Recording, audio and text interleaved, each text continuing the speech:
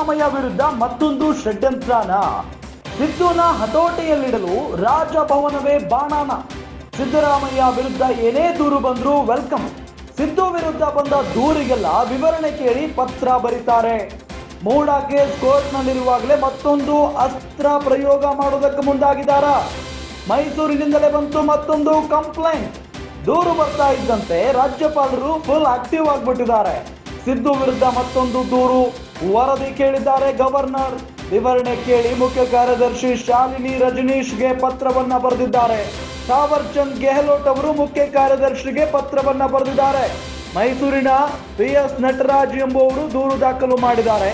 August 27ರಂದು ರಾಜ್ಯಪಾಲರಿಗೆ ದೂರು ನೀಡಿದ್ದ ನಟರಾಜ್ ನಿಯಮ ಉಲ್ಲಂಘಿಸಿ ವರುಣ ಶ್ರೀರಂಗಪಟ್ಟಣದಲ್ಲಿ ಕಾಮಗಾರಿ ಮಾಡಿದ್ದಾರೆ.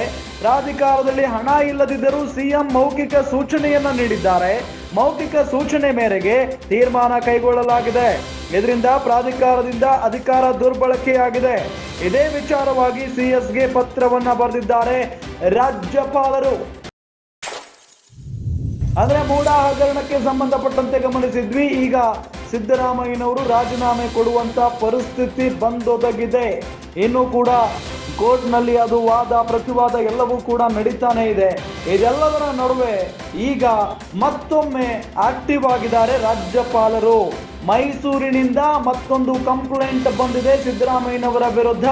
ಸಿದ್ದು ವಿರುದ್ಧ ಮತ್ತೊಂದು ದೂರು ಬಂದ ನಂತರ ಈಗ ವರದಿ ಕೇಳಿ ಪತ್ರವನ್ನ ಬರೆದಿದ್ದಾರೆ ರಾಜ್ಯಪಾಲರು. ವಿವರಣೆಯನ್ನ ಕೇಳಿ ಮುಖ್ಯ ಕಾರ್ಯದರ್ಶಿ ಶಾಲಿನಿ ರಜನೀಶ್ ಅವರಿಗೆ ಪತ್ರವನ್ನ ಬರೆದಿದ್ದಾರೆ.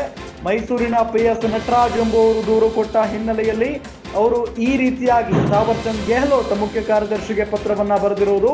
ಆಗಸ್ಟ್ 27ರಂದೇ ರಾಜ್ಯಪಾಲರಿಗೆ ನಟರಾಜ್ ಅವರು ದೂರು ನೀಡಿದ್ರು. ನಿಯಮ ಉಲ್ಲಂಘಿಸಿ ವರುಣ ಶ್ರೀರಂಗಪಟ್ಟಣದಲ್ಲಿ ಕಾಮಗಾರಿ ಮಾಡಿದ್ದಾರೆ. ಪ್ರಾಧಿಕಾರದಲ್ಲಿ ಹಣ ಇಲ್ಲದಿದ್ರೂ ಕೂಡ CM ಮೌಖಿಕ ಸೂಚನೆಯನ್ನ ನೀಡಿದ್ದಾರೆ. ಮೌಖಿಕ ಸೂಚನೆ ಮೇರೆಗೆ ತೀರ್ಮಾನ ಕೈಗೊಳ್ಳಲಾಗಿದೆ.